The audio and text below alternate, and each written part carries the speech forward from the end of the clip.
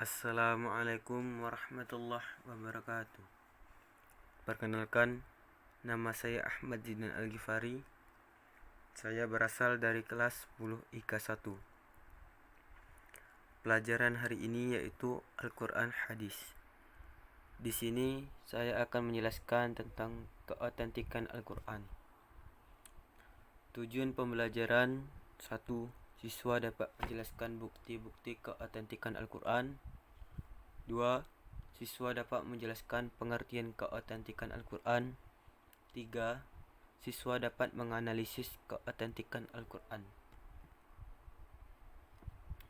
Pengertian keotentikan Al-Quran. Bukti keotentikan Al-Quran terdapat pada Quran Surah Al-Hijr ayat ke-9, yaitu Bismillahirrahmanirrahim. Inna nahnu nazzalna dzikra wa inna lahu lahafidun. Artinya, sesungguhnya kami yang menurunkan Al-Quran dan kami sendiri yang akan menjaganya. Quran Surah Al-Hijr ayat 9. Pembahasan dalam surat tersebut memberikan sebuah bukti dari Al-Quran akan memiliki keaslian yang akan terjaga hingga hari kiamat.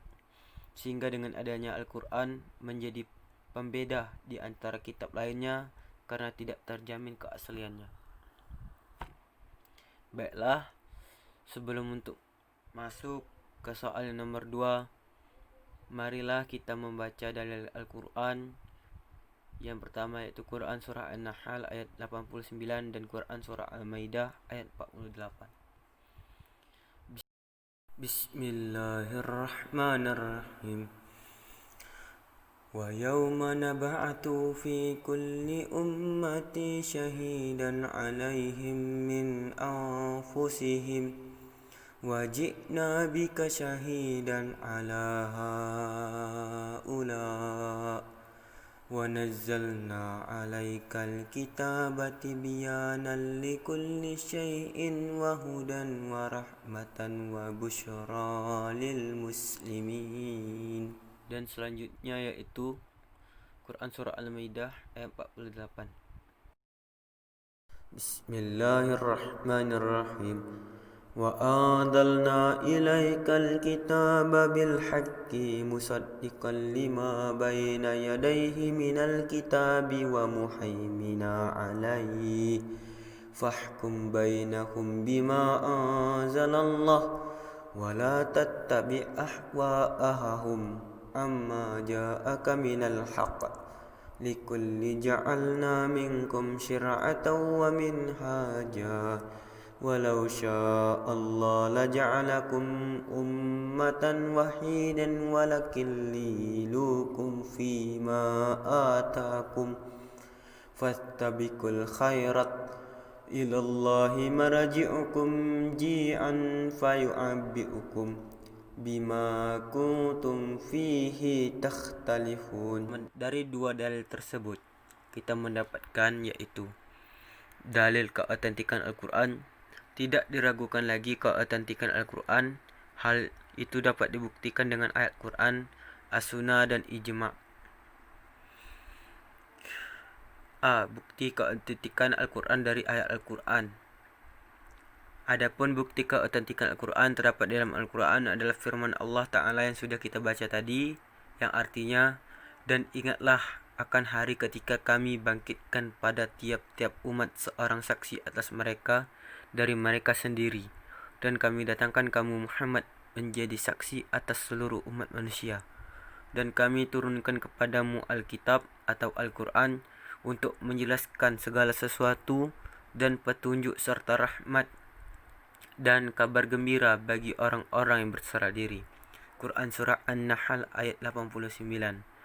Dan berikutnya, dan kami telah turunkan kepadamu Al-Quran dengan membawa kebenaran, membenarkan apa yang sebelumnya, yaitu kitab-kitab yang diturunkan sebelumnya, dan batu ujian terhadap kitab-kitab yang lain yang itu.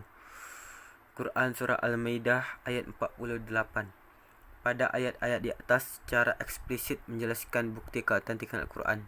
Sebagaimana juga Al-Quran menyatakan bahwa ia petunjuk bagi orang-orang muslim dan menjadi rahmat bagi seluruh manusia. Selanjutnya yaitu bukti keautentikan Al-Quran dari As-Sunnah, yang artinya dari Ibnu Abbas radhiyallahu anhu, ia berkata bahwasanya Rasulullah sallallahu alaihi wasallam pernah berkhutbah kepada orang banyak dikala haji wada. Beliau bersabda, sesungguhnya setan telah berputus asa bahwa ia akan disembah di tanahmu ini, tetapi ia puas ditaati pada selain hal demikian, yaitu dari apa-apa yang kalian anggap remeh dari amal perbuatan kalian. Maka hati-hatilah kalian, sesungguhnya aku telah meninggalkan untuk kamu sekalian apa-apa yang jika kamu sekalian berpegang teguh kepadanya, niscaya kalian tidak akan sesat selama-lamanya, yaitu kitab Allah dan sunnah nabinya. Hadis riwayat Al-Hakim.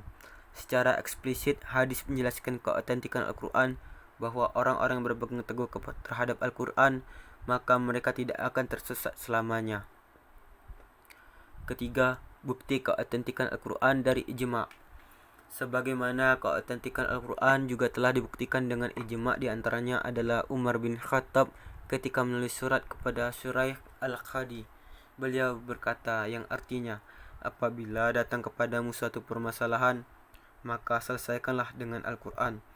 Dan bila datang kepadamu permasalahan yang tidak ada di dalam Al-Quran, maka selesaikanlah dengan apa yang disunnahkan oleh Rasulullah.